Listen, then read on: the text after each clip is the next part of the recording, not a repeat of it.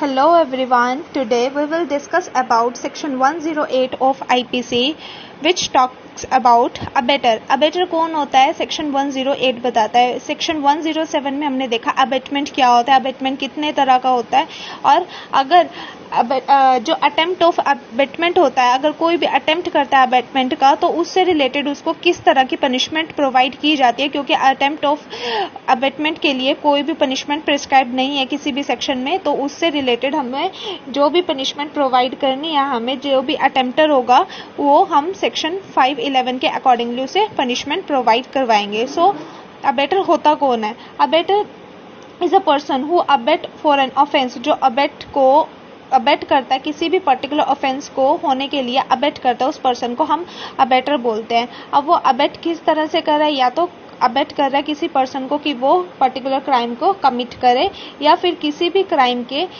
किसी भी ऑफेंस के इंग्रेडिएंट्स को फुलफिल होने के लिए हेल्प कर रहा है, तो उस पर्सन को अबेटर बोलते हैं. अब according to section 108, a person abets an offences who abet either the commission of an offence और commission of an act which would be an offence committed by a person capable of law of committing an offense with the intention or knowledge as that of the abetter. इसमें भी यही बोला गया कि abettor कौन होता है. Abettor वो पर्सन होगा जो किसी पर्सन को अबेट कर रहा है किसी भी क्राइम को कमिट करने के लिए, और जो जिस पर्सन को वो अबेट कर रहा है वो कैपेबल ऑफ लॉ होना चाहिए और उसकी सेम नॉलेज होनी चाहिए as that of the abettor. जैसे ही नॉलेज एंड इंटेंशन अबेटर की है, जो क्राइम कमिट कर रहा है उसकी भी सेम नॉलेज होनी चाहिए. अबेटर और जो कमिट कर रहा है क्राइम को, उन दोनों की इंटेंशन एंड नॉलेज सेम होनी चाहिए, और वो ओवर्ट एक्ट जो उनका एग्रीमेंट है उसी के अकॉर्डिंगली वो अपना एक्ट को कमिट करेंगे. अब इसके अंदर एक्सप्लेनेशंस दी हुई है सेक्शन 108 के अंदर. Explanation 1 to 5. So explanation 1 say that the abatement of illegal omission of an act may amount to an offence, although the abater may not himself be bound to do that act. For example, एक police officer है, वो duty bound है किसी भी person को जिसने भी cognizable offence किया है उसको अरेस्ट करने के लिए. बट एट दैट केस एक पर्सन है, वो पुलिस ऑफिसर को बोलता है कि इस पर्टिकुलर पर्सन को, जिस पर्सन ने ऑफेंस कमिट किया है, इसे अरेस्ट मत करो.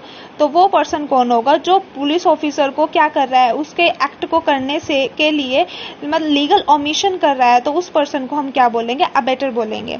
Explanation 2. To constitute the offense of abatement, it is not necessary that the act abated should be committed or that the effect requisites to constitute the offense should be caused.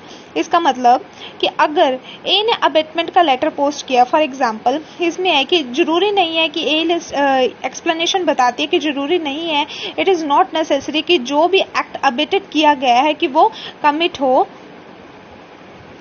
For example अगर ए ने abetment का letter post किया है B को, but later B तक पहुंचा ही नहीं है, ए इज लायबल फॉर, अगर लेटर पहुंचा ही नहीं है तो ए लायबल होगा अटेम्प्ट टू अबेटमेंट के लिए. बट इन केस अगर लेटर रीच हो जाता है बी के पास एंड बी रिफ्यूज कर देता है कि वो पर्टिकुलर क्राइम को कमिट नहीं करेगा, देन इन दैट केस ए को कंसीडर किया जाएगा अबेटर. तो इस एक्सप्लेनेशन में बताया गया कि इट इज़ नॉट नेसेसरी कि जो एक्ट अबेटेड किया गया है वो एक्ट फुलफिल हो. अगर उसके पास इंफॉर्मेशन पहुंच चुकी है जिस पर्सन को वो अबेट कर रहा है, तो वो पर्सन जो अबेट कर रहा है वो कंसीडर किया जाएगा कि वो अबेटर है. Explanation 3. It is not necessary that the person abated should be capable by law of committing an offense or that he should have the same guilty intention or knowledge as that of the abater or any guilty intention or knowledge. As you can see in section 108, it was mentioned that कि जो भी person abettor होगा वो किसी भी person को, जिसको भी वो अबेट कर रहा है, वो पर्सन कैपेबल ऑफ लॉ होना चाहिए. But in the explanation it was mentioned that it is not necessary that the person abetted should be capable by law, और this provision is given so that there will be जो abettor होंगे वो बच के ना जा सके इन situation से रिलेटेड, क्योंकि वो क्या करेंगे इस ऑफेंस से बचने के लिए वो 12 ईयर से नीचे वाले पर्सन्स को या फिर अनसाउंड माइंड पर्सन्स को क्या कर देंगे, अबेट करेंगे एंड देन वो कमिट करेंगे क्राइम, और जो अबेटर होंगे वो बच जाएंगे। सो इस सिचुएशन से बचने के लिए एक्सप्लेनेशन 3 को ऐड किया गया है। And explanation 4, the abetment of an offence being an offence, the abetment of such an abetment is also an offence. Abetment के ऊपर अबेटमेंट, मतलब एक पर्सन ने अबेट किया एक पर्सन को और वो वाला पर्सन आगे थर्ड पर्सन को अबेट कर रहा है, तो वो भी क्या अबेटमेंट ही कंसीडर किया जाएगा। फॉर एग्जांपल, ए ने बी को अबेट किया कि वो सी को अबेट करे कि डी का मर्डर करने के लिए। In that case A and B, A ने पहले बी को अबेट किया फिर बी ने सी को अबेट किया। इन दैट केस ए और B both will be consider as abettor, दोनों को कंसीडर किया जाएगा कि वो अबेटर हैं।